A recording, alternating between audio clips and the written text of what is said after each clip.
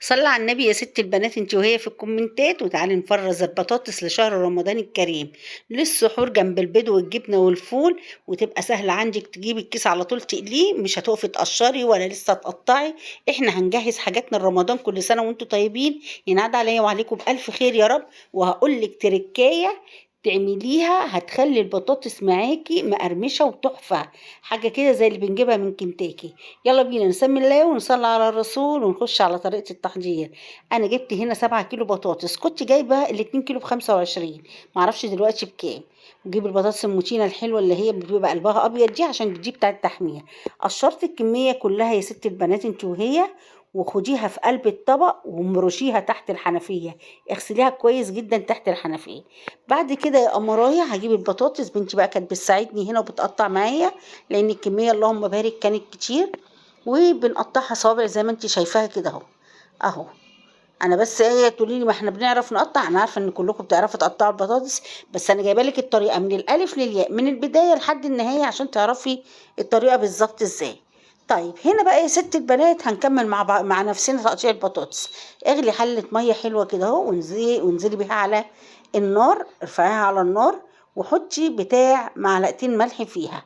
بعد كده يا قمرايه بعد الملح ربع كوبايه خل، وانزلي بيها يا ست البنات. طيب يبقى حطيت معلقتين ملح وربع كوباية خل.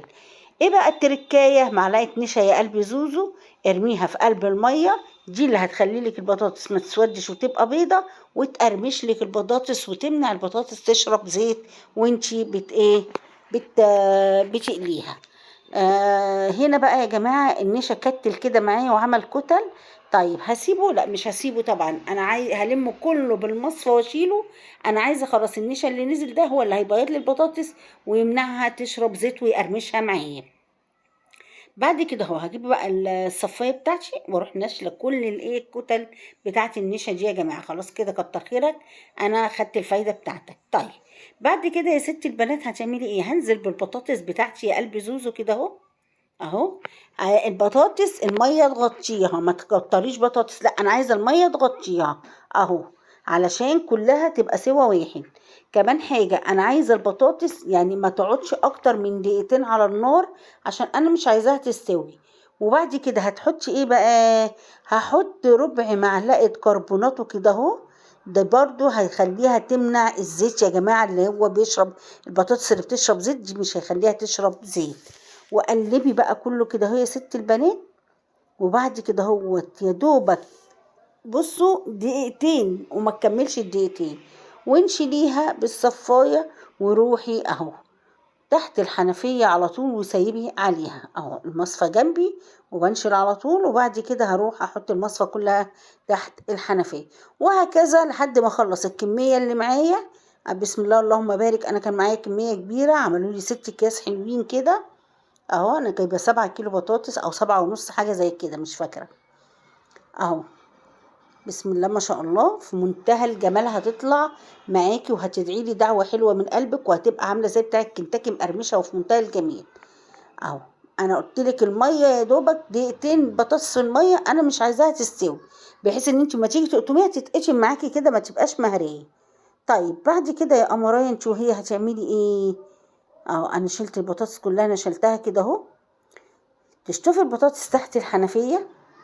وبعد كده يا ست البنات هتفرجي فوطة اهو. بس انا طلعت كام بقى واحدة، كام